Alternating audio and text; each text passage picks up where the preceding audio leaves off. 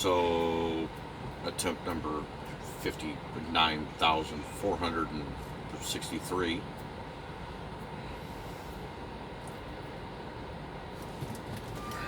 I want to get something straight before we start. I'm not Democrat, I'm not Republican, I'm not independent, I don't align myself to any political party. I don't, uh, I'm not going to claim something that I'm not. Uh, our country's in trouble right now. And those of you who think we are not in trouble, you need to open your eyes. I am a commercial trucker. I'm not an owner operator, I'm not a lease operator, I'm a company fleet truck driver.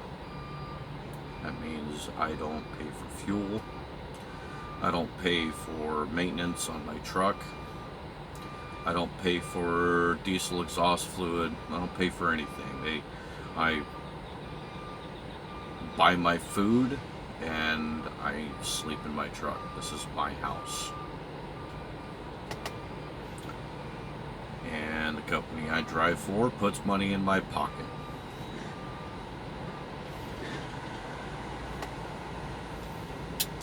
That being said, I don't align myself to a political party. I don't claim to be educated beyond basic childhood education, high school dropout. I've been around the world a couple of times. I've worked in a dozen different industries. And I have buried friends and family and brothers at arms. I have watched our economy boom and collapse multiple times over the last 20 years.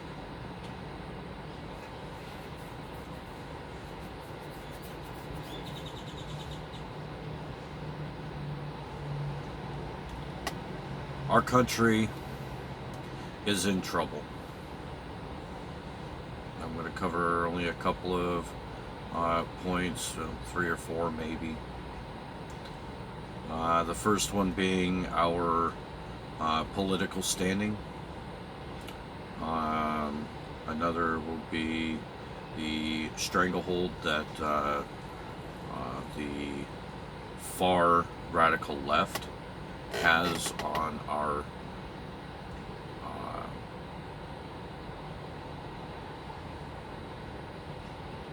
on the oil industry, the stranglehold that therefore the radical left has on the trucking industry.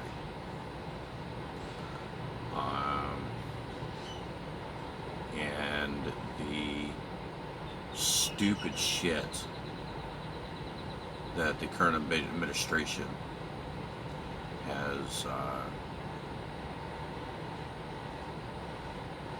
done that is very much against our own country.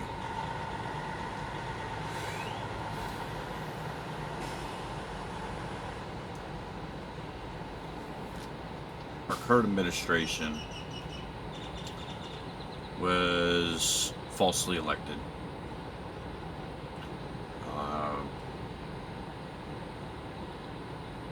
Now, I know a lot of people back Joe Biden.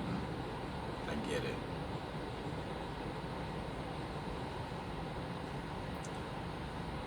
I stayed up all night and watched the elections roll in. Watched the polls close in 43 states.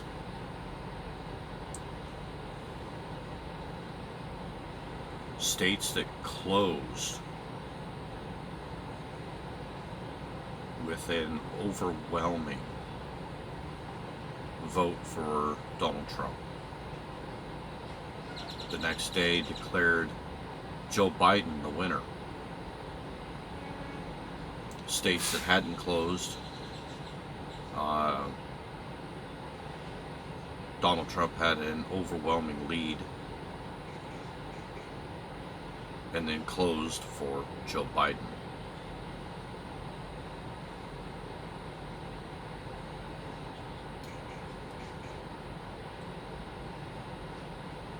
Multiple complaints came in following the election that poll watchers were not allowed to be anywhere near the counting stations. The populace was barred from watching their votes be counted. Our elections are supposed to be transparent.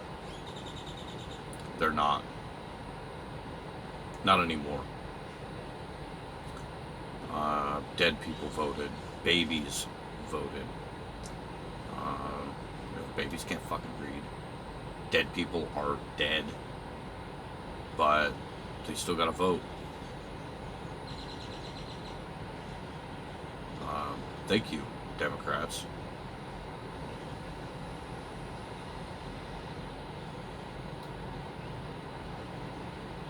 People in prison voted. No. How do I know people in prison voted?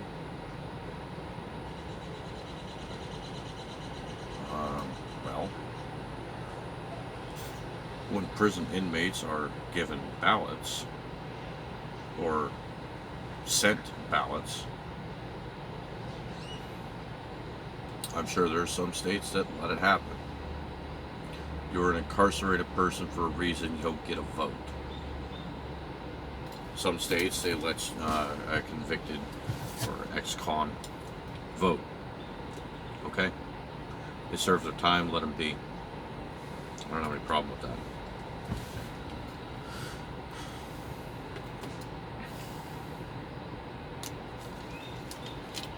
The current administration has been a complete fucking disaster since day one.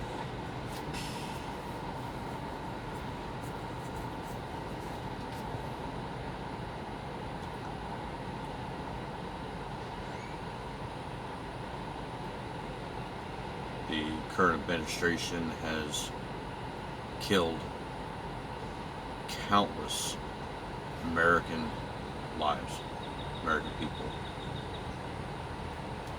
through mandatory vaccines, through military debacles,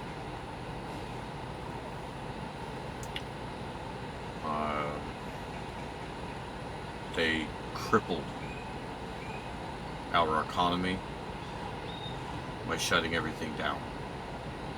They are maintaining the stranglehold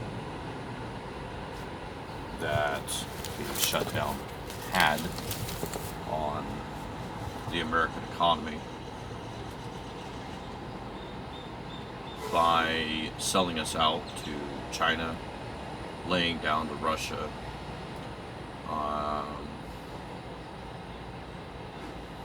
This is all unacceptable.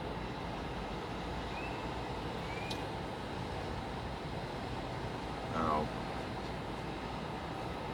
99.9999999% of anybody that will ever see this video knows that does not know that I served in the U.S. Army. So that 70 people that know who I am knows why my next point is hits me a little close.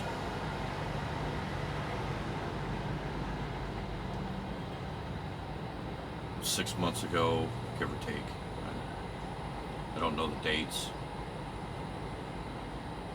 I've always worked too many hours, too many months at a time to keep dates straight, so you'll have to forgive that. 6 months ago, give or take, we pulled out of Kabul.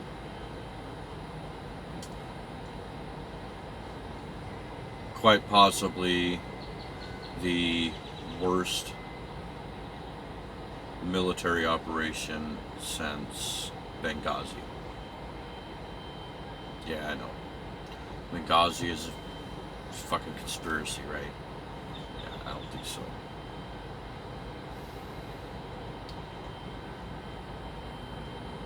When we pulled out of Kabul, we left our brothers and sisters, mothers, fathers, friends, family, whatever. We left them over there. Some dead, rotting on the tarmac. We left hundreds of billions of dollars worth of military equipment, military weapons, ammunition. We left it all to Kabul. Why? Well, just theory that I think our current administration is in bed with Muslim radicals.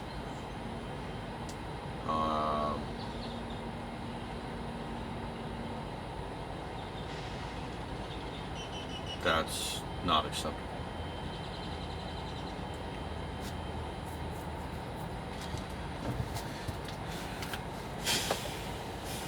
The previous administration took on ISIS and the Taliban head on. Within his first 100 days, Donald Trump laid waste to a village ridden with terrorists. And not just terrorists to the US, not terrorists just to Great Britain, London, or Great Britain, France, Germany, Italy. They're fucking terrorists. They hate everyone that are not like them. And I want to get something else straight right now. I lived in the Middle East for 2 years. About. The people that I came in contact with were good people. They just wanted to do their job and go home to their families and tend to those and that which mattered. They were not combatants. They were not terrorists. Not everybody in the Middle East are bad people, but like America, like Mexico or Canada or anywhere else in the country, a small handful makes everybody look bad. And that goes for individual industries too.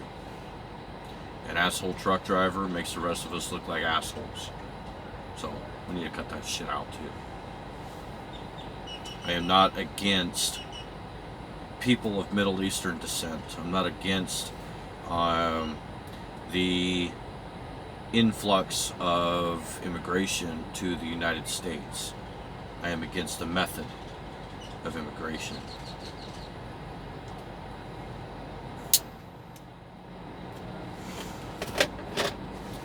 We left hundreds of billions of dollars worth of tech in Kabul for terrorists to use until it falls apart.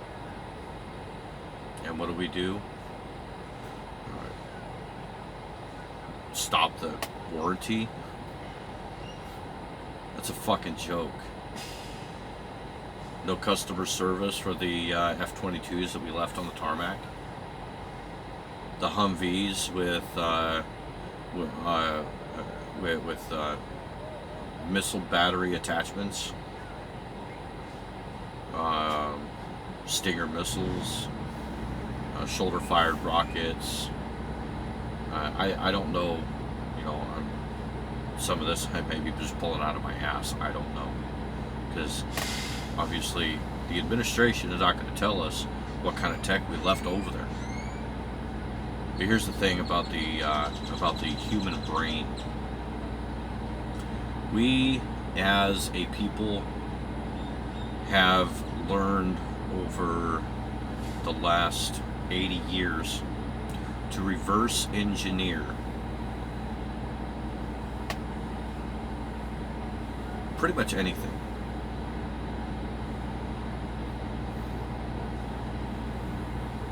And that being said, all the equipment, whether it's shot to shit or not, all of the equipment we left in Kabul eventually will be operational, and eventually we'll have to shoot it down because our current administration left it to terrorists. Instead of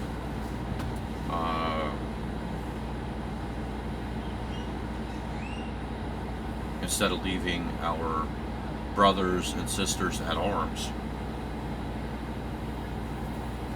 dead on the airport property in Kabul, we should have loaded them into the planes and brought them home. We did not do that. And the few that did manage to get carried aboard, wounded or dead, were dishonored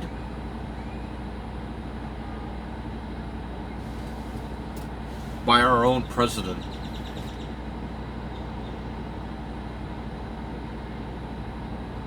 When they took them off the planes,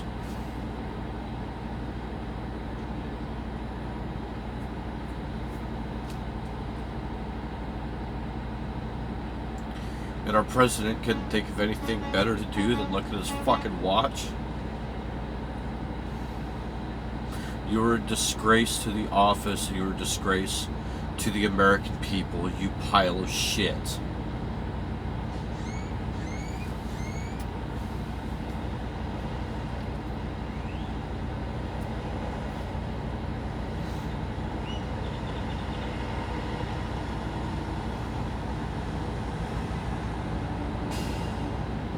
The American people deserve better.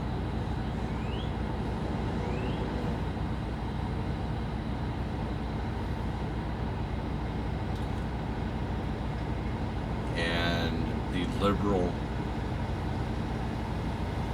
corrupt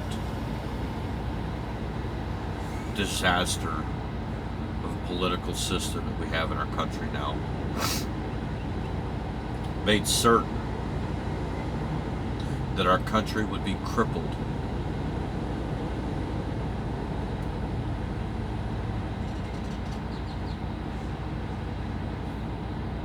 by allowing mail-in voting, by closing many of the would-be voting polls or polling stations.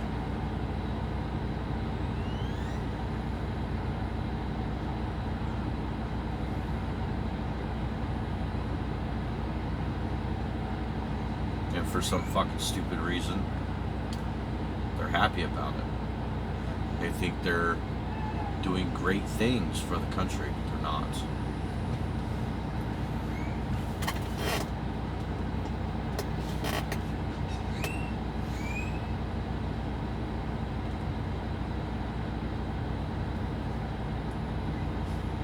The United States government sold oil reserves to China. I'm sure that has something to do with the ridiculous fuel prices nationwide. A year ago, diesel and gasoline, along with other petroleum fuel products, jet fuel, JP8, Jet A, Jet A1, kerosene, was at a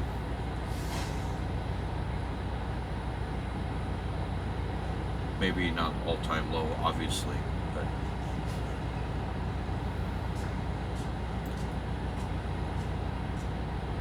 it was affordable to travel.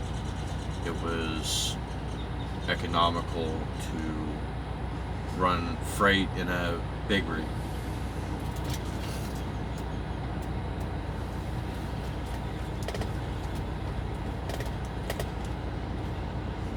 I did 5 years in prison.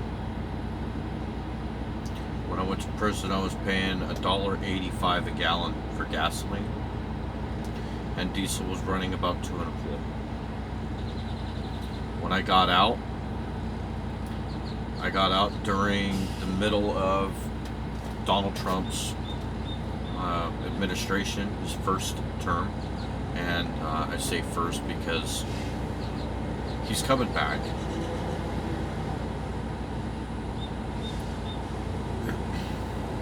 When I got out, it was about halfway through Donald Trump's first term,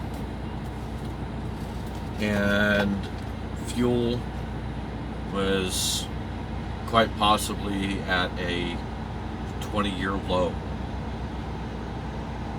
Regularly in the upper Midwest, it was not uncommon to see gasoline at $1.10, $1.20 a gallon. When I started driving 15 years ago, not trucks, but when I got my driver's license as a kid, when I was 16 years old, gasoline was 98 cents a gallon.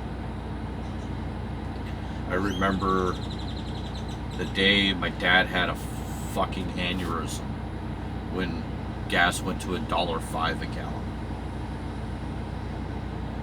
And I'm sure those of you who still have family around from the Depression, from the 40s, 50s, 60s, gas was anywhere between a nickel and 50 cents a gallon. That's a lot of years. 40, 50, 60 years of under a gallon per gallon. And now in the trucking industry, we have to contend with $5, $6, $7 a gallon. Why? Oil hasn't changed.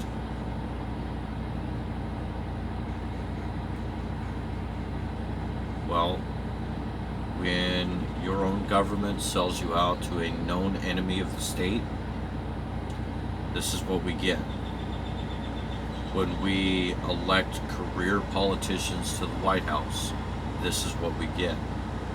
A struggling economy, increased homelessness, increased veteran suicide, increased unemployment,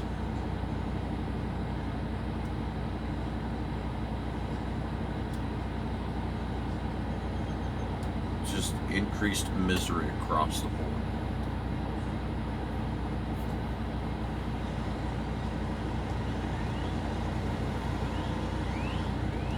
And it's not enough that they won't own up to their shortcomings.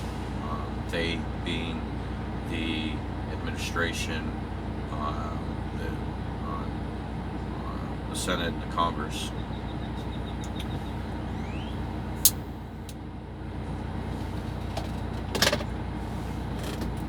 They being politicians. And it's not just the liberals. It's not just the Democrats. There's Democrats and Republicans alike. because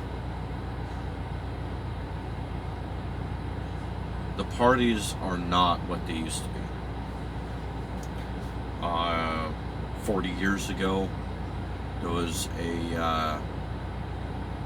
we had a president. He was an actor in California. Yeah. See, and a lot of you you already know who I'm talking about. President Ronald Reagan. During Trump's administration, the term Reaganomics was a common term. Why? Because during Ronald Reagan's administration, and this is just the bits that I've read, the bits that bits of knowledge has been passed to me by my parents, my grandparents, or my late grandmother. They all remember the economy, or they all remember what our country was like during Reagan's administration. Now, something a lot of people don't know, Ronald Reagan was a Democrat. He called himself a Democrat. Now, at the time, there was a shift in political alignments, political views, and in order to garner more support from the American people, he switched. He went from a declared Democrat to a declared Republican. Now, at that time, Democrats were far less radical. They still held a lot of our American rights, our American laws in high standard. Well, that's not the case anymore, because now the Democrat Party, they don't care about right and wrong. They don't care about what man and woman. They don't care about any of that. Prime example, the Democrats allowed the mail-in voting, which opened the doors to mass fraud in our election. The Democrats are in support of many gender identities. Sorry, you can only identify as one of two, and what you identify as is inborn, meaning you're born a man or you're born a woman. That's it. You don't get to pick and choose, because meet popsicle or identify as a Toyota Prius is no. If that was the case, I wouldn't have to worry about DOT regulations, because my truck identifies as a Toyota fucking Prius. You don't get to choose. You're either a man or you're a woman. That's it. And it doesn't matter how many surgeons you talk to. It doesn't matter how many pills you take to change your body. Your genetics will stay the same. Meaning, you're born a man, you will always be a man. Well, you'll always be genetically a male. A man will grow the fuck up, do what they gotta do, and that's it. A woman will, same thing. They'll grow up, they'll be a woman, they'll do whatever women want to do, same as a man.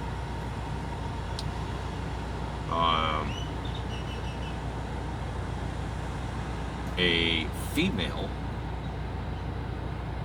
is identified by genetics as sexual organ. Okay, and your genetics tell you what sexual organ you have. I know there's an extremely rare occurrence where a person will be born with both or without either. It's a genetic deformation that's on a completely different level. It's a different circumstance altogether. So, in that case, if you want to be a man or you want to be a woman, and I guess that's up to you. But you have a dick, you were born with one, you're a man. If you're born with a fucking vagina, you're a woman. That's it. There's only two sexes. The liberal left is